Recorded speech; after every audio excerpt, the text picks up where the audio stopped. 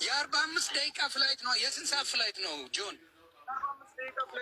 የአንድ ሰዓት ማድረግ ይችላሉ። የአንድ ሰዓት ፍላይት ነው የሁላ ነገር የሚሉት። አይ ነው በአንድ ሰዓት መግባት እየቻለን ከኛ በኋላ ሄዶ ፕሌን 4 ሰዓት አይገባም ብለው 4 ሰዓት ከ25 ነው ጓደኞቼ ገብተው የጻፉልኝ የነገሩኝ። 4 ሰዓት ከ25 ነው። ፈጣሪ ምን ጉድ ናቸው? ምን እየሰሩ ነው?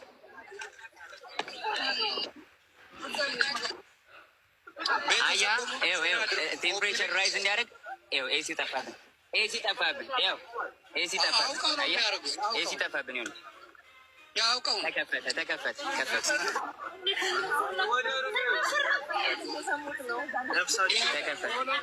ይህን ነገር ካላስተካከላችሁ አየር መንገድ ነፍሴ ይህን የሚጠብቁት ይሆን ይታች በጣም ብዙ ሰው ነው ያለ።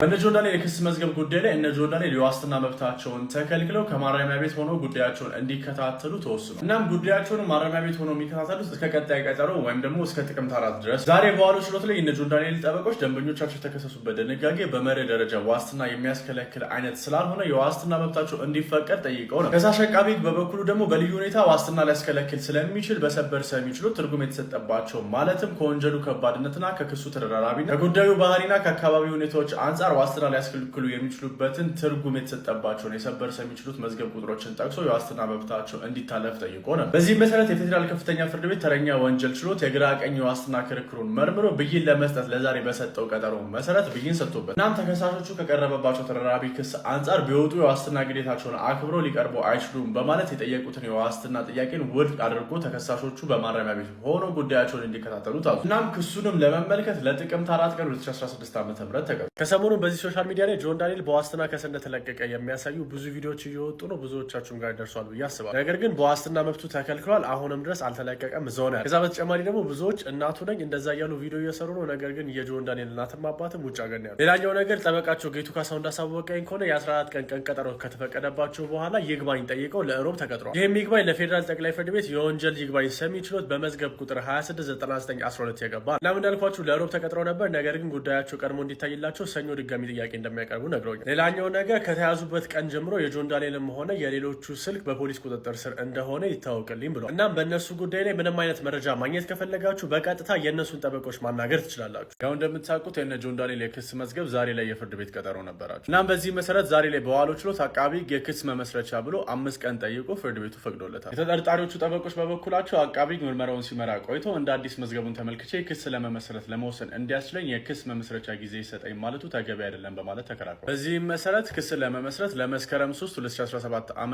ተቀጥሯል። እግዚአብሔር ምስክሬ ማለት ነው።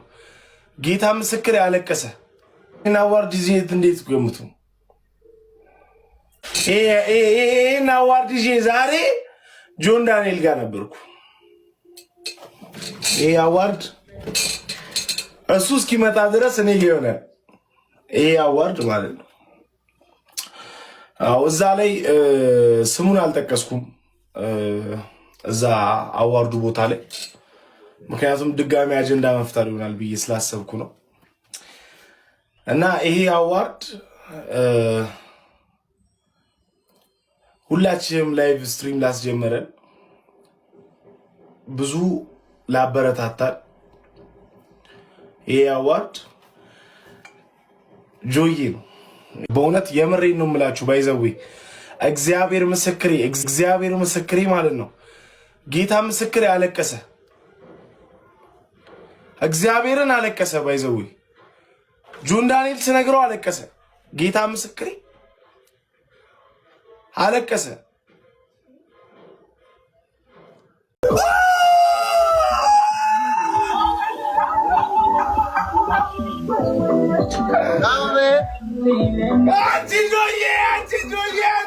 እስኪ አንዴ እልል በሉ እኮ እያልኩ ነው እኮ እኔ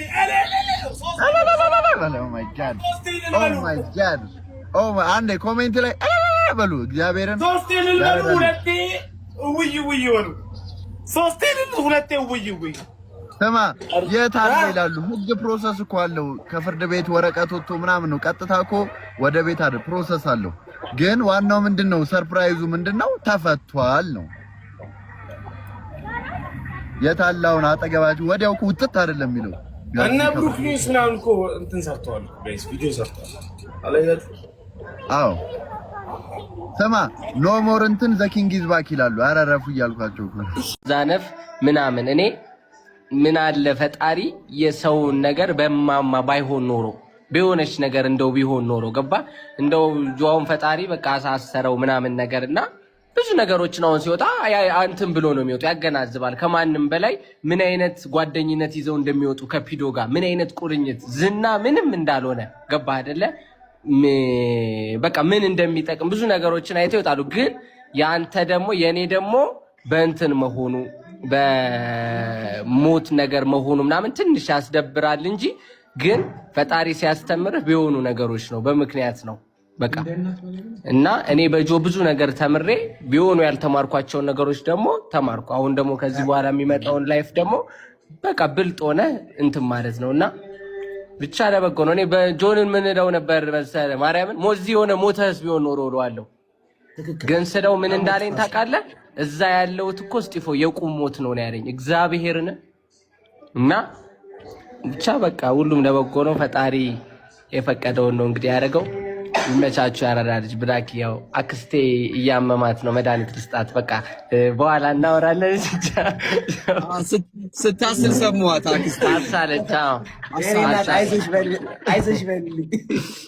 አይዞሽ ማይ አንት እግዚአብሔር ይማርሽ በልልን እግዚአብሔር ይማርሽ በልልን እሺ ይመቻችሁ በቃ እንግዲህ ወዳችኋለሁ በቃ ቺል አድርጉ የኔ አባት ወይ ማዲያውን ምናምን ሎኬሽን ላክልኝ እንትን ካለ ሃርድ ከሆነ በሃይላንድ ልክልሃለሁ ወንድሜ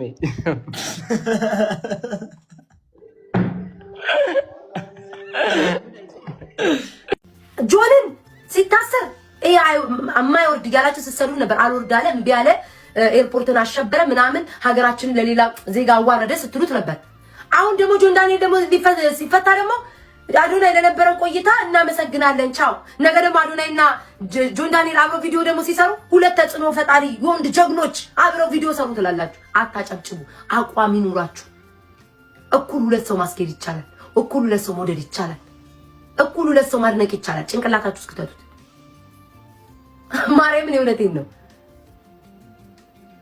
ጆን ዳንኤል መውደድ ትችላላችሁ አዶናይ በራሱ ልክ መውደድ ትችላላችሁ ለአዶናይ ያለ ቦታ አለ በሁለት ሰው ማስኬድ ይቻላል ለማባላ ከምትሄዱ አቋም ይኑራችሁ 4 ነጥብ ደግሞ ሁለቱም ደማቸው አንድ ነው ሁለት ተጋሮች ናቸው እየመሩ ያሉት ስለዛ አንድ አይነት እንትኖችን ባታባሉ ማለት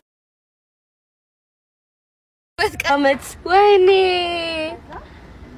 እኔ አታምኑኝማ ቴክስታችን ውስጥ ቆይ ገብቼ እኔና የጆ ተክልዬ ናቸው ዛሬ ብዬ ባለፈው ማለት ነው ባለፈው የሚቀርብ ቀን ተክልዬ ናቸው ማርያምን እንዳታስብ እያልኩት ቆይ ጌታን ቴክስቱን ላሳያችኋለሁ ጋይስ ወይኔ ደስ መቼ ኦልሬዲ ሱሳ ሄድ ለመጨረስ መሰለኝ እሱ ደግሞ በጣም ጆን ዳንኤል ተፈታ ኧረ እመቤቴ ደስ አለሽ ሊነፋሽ ነው